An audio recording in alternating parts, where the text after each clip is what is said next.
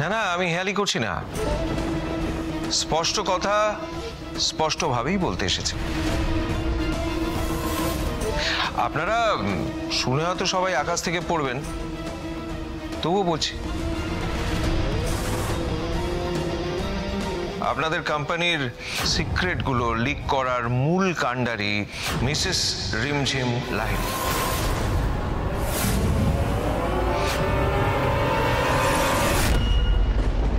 মিথ্যে কথা, মিথ্যে কথা বলছে ডার্লিং, মিথ্যে, সব মিথ্যে। ডার্লিং এই লোকটা মিথ্যে কথা বলছে। তাই নাকি? মিসেস লাহিড়ী, আপনি নিশ্চয়ই জানেন যে এর সব প্রমাণ আমার কাছে আছে, দেখাতে হবে নাকি?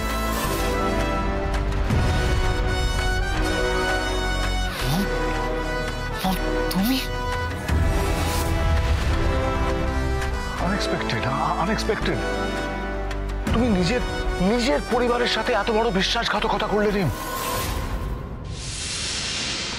কি বলছেন উনি রিম? এই বিশ্বাসঘাতকতা করার কারণটা কি? কার জন্য করেছো সব? মিস্টার লাহিড়ী, যা কিছু উনি করেছেন আমার জন্য করেছেন। ওনার আর কোনো উপায় ছিল না মিস্টার লাহিড়ী। সত্যি কথা বলতে কি, ওনার দেয়ালে পিঠ ঠেকে গেছিল।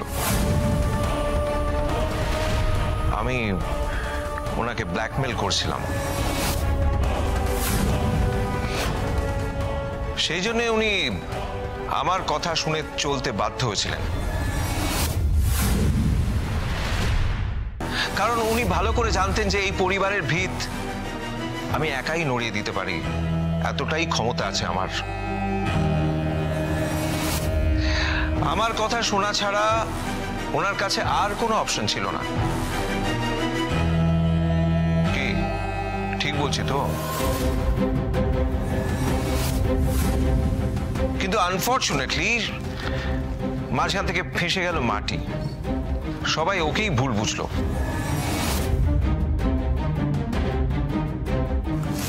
এক মিনিট, তার মানে মাটির ফোনে যে উৎসবের ডেটাবেস পাওয়া গেছিল আর কাকাইয়ের ল্যাপটপেও যে মাটির ফিঙ্গারপ্রিন্ট পাওয়া গেছিল, সেগুলো সবই তার মানে মিথ্যে, মাটিকে ফাঁসানোর জন্য।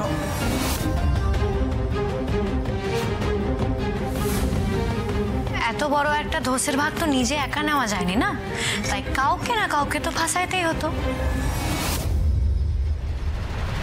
তাই উনি পুরো দোষটা নিজের ঘাড়ে না নিয়ে আমার ঘাড়েও দিয়ে দিয়েছেন। আর শাশুড়ি ম্যাডাম তো নিজের পরিবারকে বাঁচাতে চাইছিলেন, তাই আমার এই বলিদানটা দরকার ছিল। আর শুধু তাই নয়, তার সঙ্গে মামা আর মামি শাশুড়ি ওরাও একেবারে বুকে পাথর চেপে আমায় ফাঁসাইছেন। এটা সত্যি? তুমি মাটিকে এভাবে ফাঁসিয়েছো? আমরা সবাই মিলে মাটিকে এরকম ভুল বুঝছিলাম। ওয়াই? তুমি তো আমাদের সাথে ডিসকাস করতে পারতে এই প্রবলেমগুলো। তোমার কি হচ্ছে না হচ্ছে, কেন করলে সব? ভাইরাস বাবু, আমার শাশুড়ি ম্যাডামকে এইভাবে ভুল বুঝবেননি। উনি কিন্তু যা করছেন একটা বড় স্বার্থের জন্যই করছেন। আর সেই কারণেই আমাকে এই বাড়ি থেকে বের করে দেওয়ার পরে উনি ঠিক করে ঘুমোতেই পারতেননি রাতে। তাই দেখেন না, এত কিছু করে আবার আমাকে এই বাড়িতে ফেরত নিয়ে আসছেন। এখানে কিন্তু ওনার কোনো দোষ নাই। নির্দোষ যদি কেউ হয়ে থাকে সে হলো মাটি। আর আমি যা কিছু করেছি সেটা করেছি আমার এই বোনটার জন্য। শাশুড়ি ম্যাডাম, এখন কিন্তু এইভাবে মুখে কুলুপাটি থাকবেননি। মুখটা খোলেন সবার সামনে, নাইলে এবার তো আপনার মুখোশটা একেবারে খুলে পড়ে যাবে।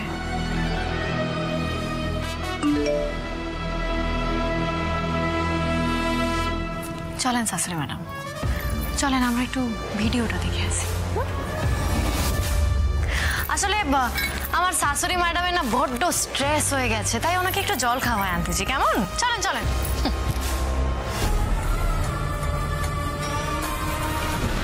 চলেন চলেন চলেন শাশুড়ি ম্যাডাম, এত ভয় আমার হাত ছাড়ো। আরে বাবা, হাত ছাড়ো মাটি। কি করতে চাইছো তুমি? আমি কিন্তু তোমায় এবার শেষ করে দেবো, সিরিয়াসলি বলছি মাটি। আমি আচ্ছা কিন্তু আচ্ছা বাবা বাবা ঠিক আছে, আপনি সে শুরু যা ইচ্ছে করতে পারেন, কিন্তু আগে আপনার ফোনটা একবার দেখে নেন না, তাইলেই বোঝা যাবে যে কার শেষ হবে আর কার শুরু। মানে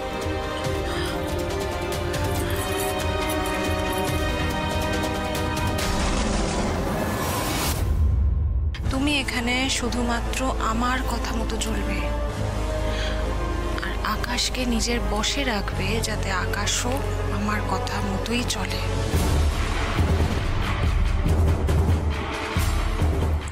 বলছিলাম না শাশুড়ি ম্যাডাম, আপনাকে বাঁচাবার ক্ষমতা যেমন আমার হাতে আছে, তেমন আপনাকে মারার ক্ষমতাও কিন্তু আমার হাতেই আছে।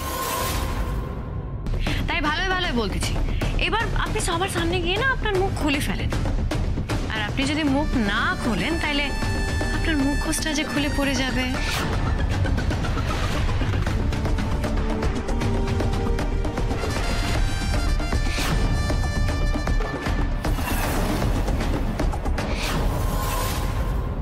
এত বড় ব্লান্ডার আমি কি করে করলাম? ওই সময় মাটিকে আমি বিশ্বাস করলাম না এরকম ভাবে। আর আপনি, আপনার লজ্জা করলো না এত নিচে নামতে? একবারও মনে হলো না আপনার যে আপনাদের কাছে আপনার ক্ষমা চাওয়া উচিত? না, আমার একবারও মনে হয়নি যে তোমাদের কাছে আমার ক্ষমা চাওয়া উচিত, কারণ আমি যা করেছি সেটা জেনেই করেছি। তোমরা নিশ্চিন্তে থাকো, একদিন না একদিন সবাই জানতে পারবে সত্যিটা।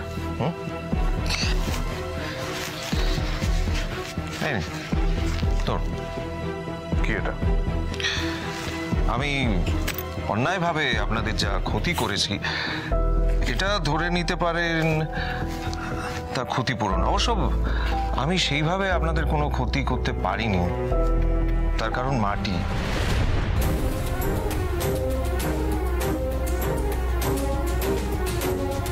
মাটি যে পরিবারে থাকে, সেই পরিবারের ক্ষতি করা সম্ভব নয়।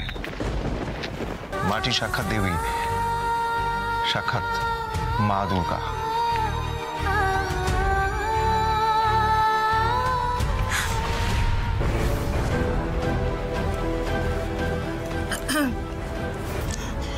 আপনারা তো সবাই এতক্ষণে সব জেনেই গেছেন।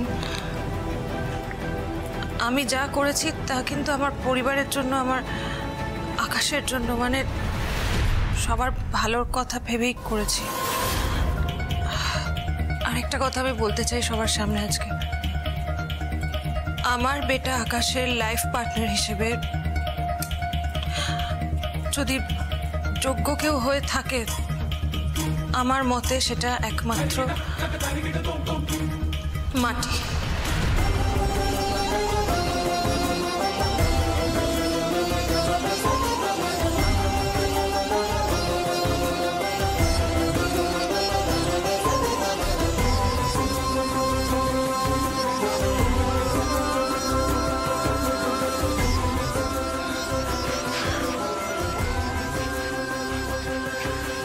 মাটি, ভালো থেকো বোন। আজ থেকে একেবারে নিশ্চিন্ত হয়ে যাও। বিপদের সময় কেউ থাকুক না থাকুক তোমার পাশে, এই দাদা তোমার পাশে থাকবে। কারণ তুমি জানো যে রূপের তাস আমার হাতেই আছে। থাক থাক থাক, আসি।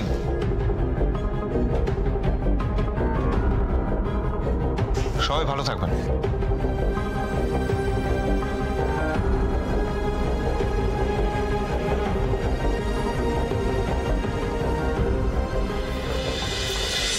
বৌদি, আফটার অল তুমি আমাদের মাঝে ফিরেই এলে, বলো। এটাই তো আমার জায়গা, সাজ। আমি আমার নিজের জায়গা ছেড়ে কোথায় যাব? তোমার জায়গা। আর তুমি ফিরে এসছো তো এমন সময় ফিরে এসেছো যে মা দুর্গার বরণ হতে চলেছে। তুমি বাড়ির বউ হয়ে এখন মায়ের বরণ করবে।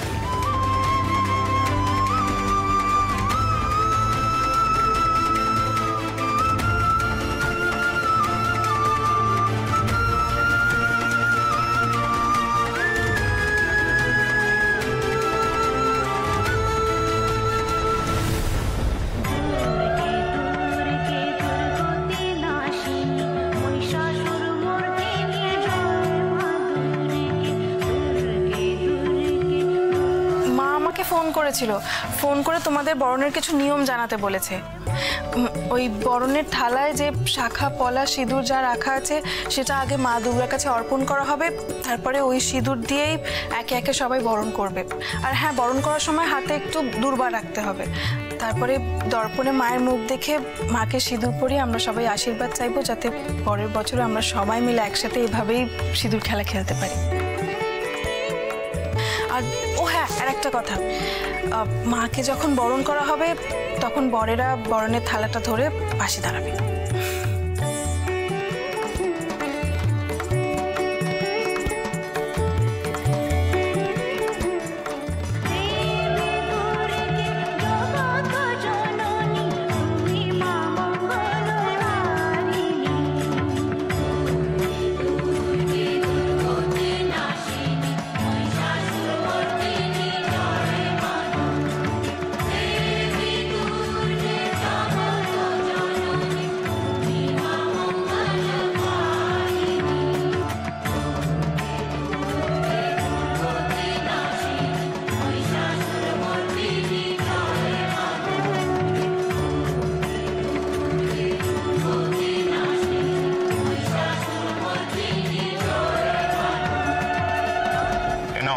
বরণ করো এবার।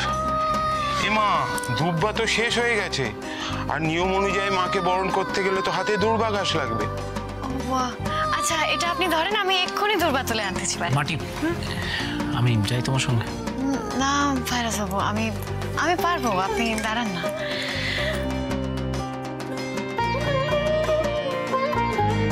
সেই কখন থেকে মাটির সাথে একটু কথা বলতে চাইছি, সুযোগই হচ্ছে না। নিশ্চয়ই আমার উপর এখনো রেগে আছে।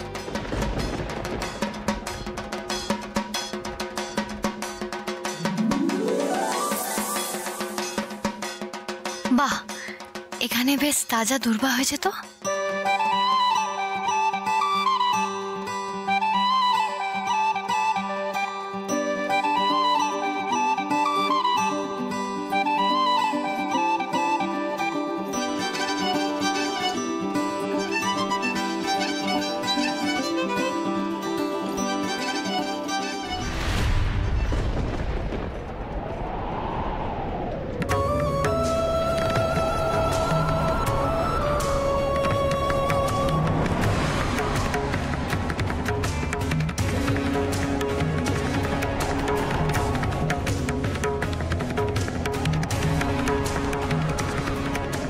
মাটি, মাটি,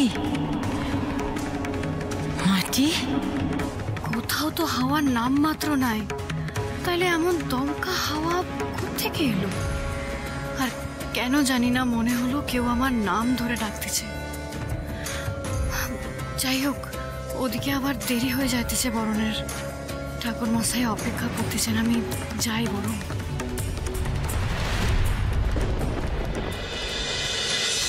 এই যে ঠাকুর মশাই, দুর্বা নিয়ে আসছি। বেশ বেশ, এইবার মায়ের বরণ করে ফেলো। বেশ ভাই, যা।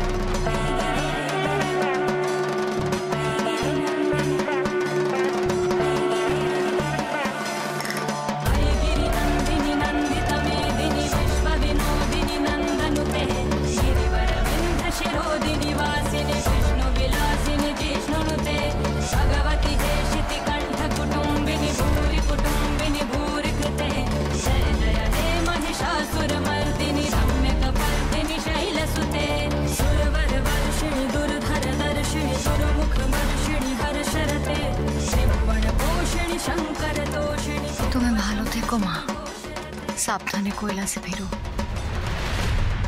আর তোমার সিঁথির সিঁদুরের মতো আমার সিঁথিতেও যেন সিঁদুরটা অক্ষয় থাকে, এই আশীর্বাদ করো। নাও এবার দর্পণে মায়ের মুখ দেখো।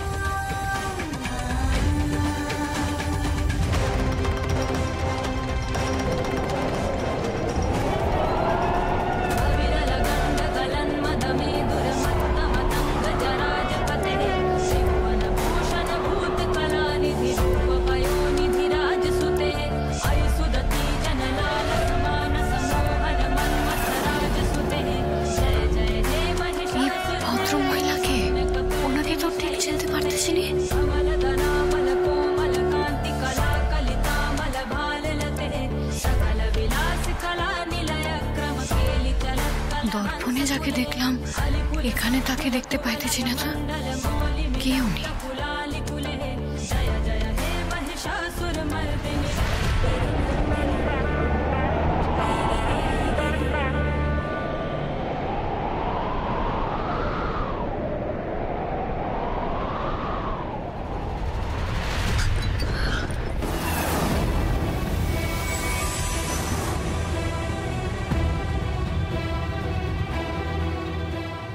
মাটি কি হয়েছে?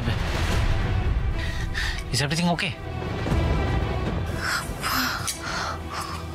উনি কে?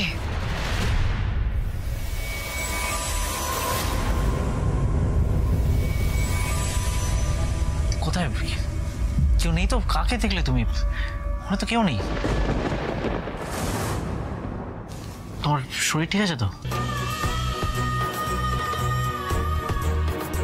আমি মনে হয় ভুল দেখলাম নাকি? তাহলে জানি না, মাথাটা আমার কেমন যেন ঘুরতেছে। বৌদি, তুমি কি একটু রেস্ট নেবে? না না সাজ, আমি ঠিক আছি গো। এবার বিসর্জনের জন্য বেরোতে হবে। ওই ভদ্র মহিলা কে ছিলেন? ওনাকে এত স্পষ্টভাবে দেখলাম, তারপর আবার উনি মিলাই গেলেন। মাটি, তুমি চলো এবার সেজে গুজে নেবে। আজ তো তোমার ফুলসজ্জা। আজ?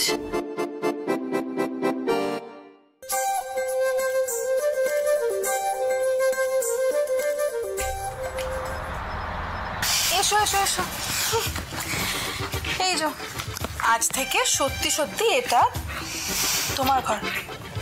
ইয়েস, আজকের পর থেকেই ঘরে ঢোকার জন্য তোমাকে আর কারোর কাছ থেকে পারমিশন নিতে হবে না। No hesitations from today. তুমি এসে গেছো? তোরা কি করছিস এখানে?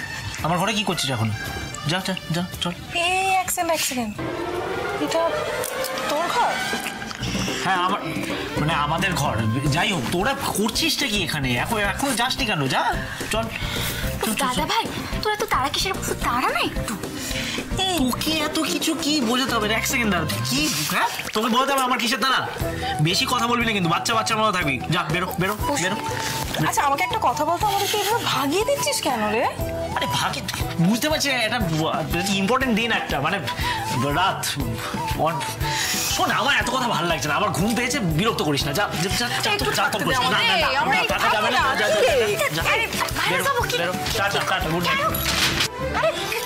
কি করতেছেন বলেন তো আপনি? এরকম ভাবে বার করে দিলেন ওদের? আপনি দেখতেছি লজ্জার মাথা মুন্ডো সব খায় ফেলছেন একেবারে। মাটি, শোনো, তোমার সাথে আমার দরকারি কথা আছে। চলো, অনেক কথা আছে। দরকারি কথা যখন আছে, তাইলে আমার ছাড়া বাকিদেরও তো আরো শোনা দরকার, তাই না? হ্যাঁ, আচ্ছা, লুকাই থেকে লাভ নাই, এবার বেরায় পড়েন। বেরান বেরান বেরান।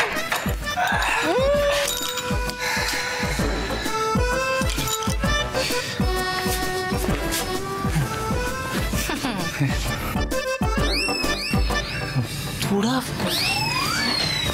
এত শয়তান? হ্যাঁ, এরকম লুকিয়েছিলি তোরা? না মানে শয়তান ভাই, না না ভাই, আমরা তো জাস্ট সব কিছু ঠিকঠাক আছে কিনা কি ঠিকঠাক আছে না, কি ভুলটা কি হবে? আরে ভাই ভুল মানে এই ডেকোরেশনটা এটা ঠিকঠাক হচ্ছে কিনা এটা দেখতে হবে তো। আরে আমরা তো বন্ধু, আমাদের রেসপন্সিবিলিটি ভাই।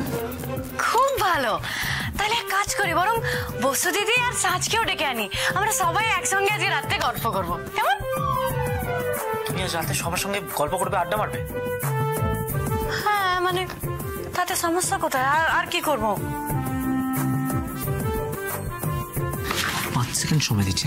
5 সেকেন্ডের মধ্যে ঘর থেকে বেরো, নাহলে দেখ আমি কি করবো। জাস্ট চাটা করে দেবো। ওকে হ্যাঁ, okay okay okay okay okay okay good night. Good night. Good night, good night, tata. Have a nice ফুলসজ্জা।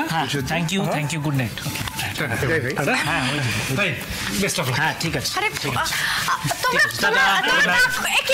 গল্প করবো না আমরা? একই